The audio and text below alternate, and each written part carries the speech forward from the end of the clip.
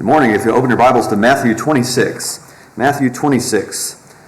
As we prepare our minds to partake of the Lord's Supper this morning, I want to talk about the sword and the cross. On the night before Jesus' death, Judas betrays him by bringing a mob with swords and clubs to arrest him. And in this text, in Matthew 26, one of Jesus' disciples learns for the first time the difference between the sword and the cross. So look with me in Matthew 26 in verse 51 down through 56. 51 to 56. Behold, one of those who were with Jesus reached and drew out his sword and struck the slave of the high priest and cut off his ear. Then Jesus said to him, "Put your sword back into its place.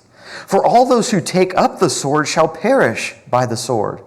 Or do you think that I cannot appeal to my Father, and he will at once put at my disposal more than 12 legions of angels?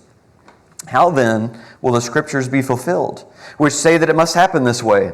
And at that time Jesus said to the crowds, "Have you come out with swords and clubs to arrest me as you would against a robber? Every day I used to sit in the temple teaching, and you did not seize me. But all this has taken place to fulfill the scriptures of the prophets." Then all the disciples left him and fled. Matthew doesn't tell us who this disciple was, but John's gospel does. And it's Peter. Peter here cuts off the ear of the slave of the high priest. And what's really interesting when you learn that it's Peter is when you look a little bit earlier in this chapter, Jesus, just a few hours before, had prophesied that all of you disciples will flee from me. You will all abandon me. And notice Peter's response to that. Look in same chapter, down in verse 33 to 35. But Peter said to him, "Even though all may fall away because of you, I will never fall away." And Jesus said to him, "Truly I say to you that this very night before a rooster crows, you will deny me 3 times. But Peter said to him, "Even if I have to die with you, I will not deny you." And all the disciples said the same thing too. When this mob comes to arrest Jesus, Peter is actually making good on his word. He's following through with his commitment. He just told Jesus, "I will die for you." He is committed to dying for Jesus, even though they're tremendously outnumbered. This is a large crowd. We're not sure exactly how many, but definitely more than Jesus and his 12 disciples, well, 11 minus Judas there. But Peter was ready to go out in a blaze of glory to defend Jesus. You have to admire his courage, not just because they were outnumbered, but because Peter was a fisherman. He was not a soldier, right? And you can tell by his stormtrooper-like aim, because he actually tries to, I think, cut the head off of this man, but he missed. And he cuts the ear off instead. This suggests to me that Peter's courage here came not from his own skill, but from his faith that Jesus would protect him and they would absolutely win this fight, no matter the odds. But Jesus completely surprises Peter with words that he would have never expected, and that is, "Put away your sword." This rebuke did not fit into any of the thought categories of the Jews. You have to just think back of the history of the Jewish people. All they knew was the way of the sword. It was the sword that gained victory for Joshua and the Israelites over the Canaanites. In Joshua 11:11 it says, "He struck every person who was in it with the edge of the sword, utterly destroying them." It was the sword that gave King David these mighty military victories over all their enemies and gave peace to the Israelites in the land. 2 Samuel 8:2 and 13 says, "He defeated Moab, made them lie down in 2 lines, one line to be put to death, and the other to be made his servants. He also made a name for himself when he returned from killing 18,000 Arameans in the Valley of Salt."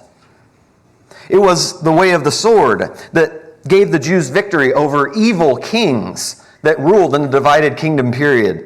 2 Kings 11:20 says, "So all the people of the land rejoiced, for they had put Athaliah to death with the sword at the king's house." It was the sword that gave the Jews victory in the 400 years of silence, sometimes called the intertestamental period, when the Greeks were persecuting the Jews, trying to force them to adopt Greek culture. And the Maccabean revolt was a revolt led by the way of the sword.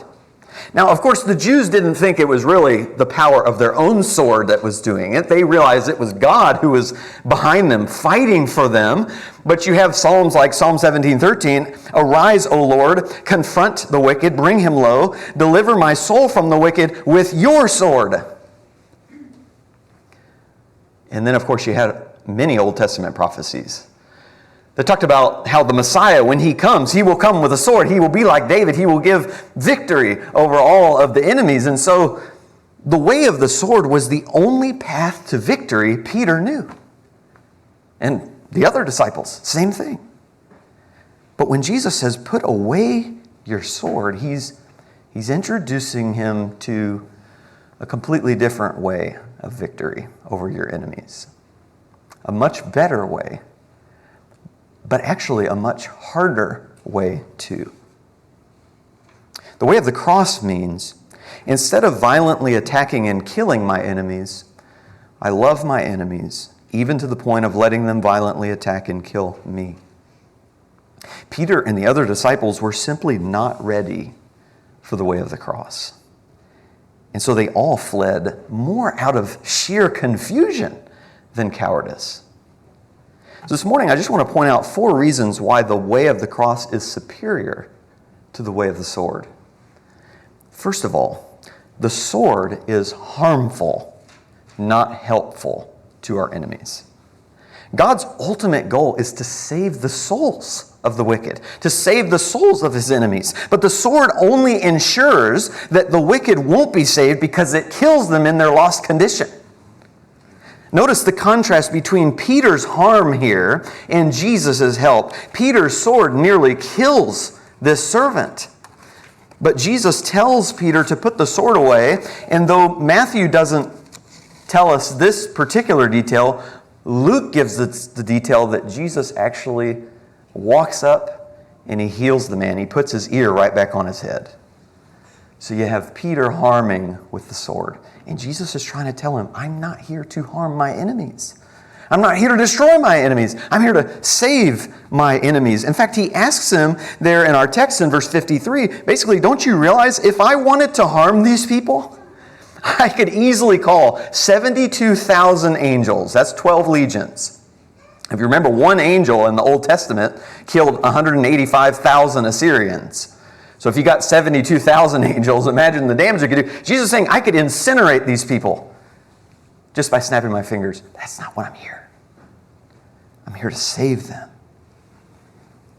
Now, it may not be that we're physically taking up arms against our enemies, but the sword can be a more general reference to other forms of violent, angry, hostile aggression toward our enemies.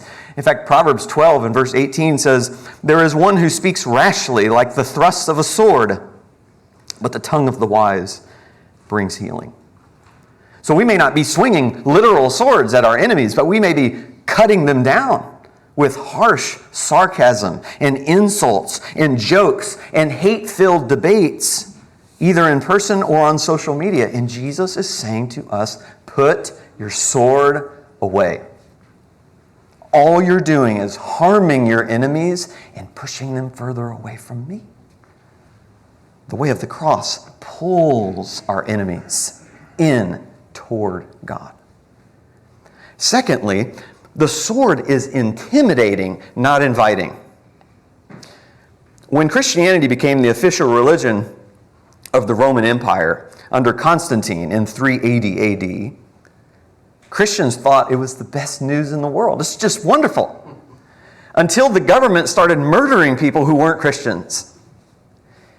And genuine Christians started to realize the way of the cross has now been replaced by the way of the sword. The sword intimidates people into faith. It bullies and browbeats people into submission to God. And that's essentially what Peter here is planning to do. We're going to have a revolution here, Jesus. We're going to forcibly make everyone submit to you as the Messiah. We're going to overthrow the Romans. The Jews are going to be great. Everybody's going to serve you, and we're going to do it by force. But Jesus had no interest in intimidating or bullying people into faith. He invited them to faith by laying down his life for his enemies, by showing them the greatest act of love the world had ever seen. And if you think about it, because the way of the sword is so intimidating, all it can ever do is change people's behavior, but not their hearts. People will say and do anything to avoid the point of the sword, even if they don't really mean it. But the way of the cross changes hearts. Thirdly, the sword is about my own glory, not God's. In fact, there was that verse I mentioned earlier in 2 Samuel 8 where David, quote, made a name for himself by killing all those Arameans. That's because the sword showcases my strength, my power, my skill, all the things that the world admires and holds dear. And so if I can crush one of my enemies in a debate, I can show them how much smarter I am than they are. If I can insult my enemies in more clever ways than they're insulting me, well, I can show the world my wit. And it can even fill me with pride. Because the more people I defeat, the more superior I feel to them. And Jesus says, put the sword away. Life is not about showcasing your strength or your glory or your accomplishments. It's about humbling yourself, emptying yourself of all earthly glory and accolades so that God gets the glory in all things. And finally, the sword only invites the sword in return. Notice in verse 52 where we started, the main reason he gives here for putting the sword back in its place, he says is, for all those who take up the sword shall perish by the sword. Violence only breeds more violence. And if you think about, the history in the Old Testament, after the Canaanites were conquered by the sword initially, they became a thorn in Israel's side. Because all throughout the Judges period, they continuously led violent rebellions to try to overthrow the sword of the Jews. Interestingly, when King David sinned against Bathsheba and had her husband murdered, the prophet Nathan asks this, why have you despised the word of the Lord by doing evil in his sight? You have struck down Uriah with the sword, taken his wife to be yours, and have killed him with the sword of the sons of Ammon. And then in the very next verse, Nathan says, now therefore the sword shall never depart from your house. You want to live by the sword, David? You're going to die by the sword. The sword will never depart from your house. You will have problems in your family for generations to come. If our approach to our enemies is to cut them down verbally, spew hatred, or beat them into submission with violence of any kind, not only will we never reach them with the gospel, all we're going to do is invite violent rebellion against us and against, more importantly, against Jesus and Christianity in return. Our enemies will only respond in kind, making us even worse enemies than we were before. I think MLK had this verse in mind when he said, hate cannot drive out hate. Love is the only force capable of transforming an enemy into a friend. Amen. As we prepare our minds to partake of the Lord's Supper, I just want us to appreciate how grateful we should be that Jesus came with a cross and not a sword. Number one, if he came with a sword, we wouldn't be helped at all. We would only be harmed. We would only be killed in our lost condition, sealing our eternal destination in hell. Secondly, he could have intimidated us and bullied us into obeying by putting his boot on our neck and threatening us to serve him or else. But if we did that, we would only ever serve him begrudgingly. Yeah, we might change our behavior just to make him happy, but we wouldn't be happy about it at all in our hearts. Thirdly, he could have cared only about his own glory and reputation. He could have conquered us with the sword to show the world how strong he truly is, that he's the true ruler of the universe, and all these puny humans down here, they live to be my slaves. Instead, he became a slave to serve us, and he showed us that true strength is found in humility. And fourthly, he could have used the sword to show us how angry he was at us, to pour out his violent wrath for our sins. But it would have only started a war against us, and we would have wanted to rebel against his violence through violent rebellions of our own. Instead, Jesus showed us the way of the cross by laying down his life in sacrificial love for us, helping us, inviting us, giving us a way for us to be brought to glory, and filling our hearts with love, not hate, joy, not bitterness, with reverence, not rebellion. And this morning, He's calling on all of us, like Peter, to put your sword down and take up the cross and follow me.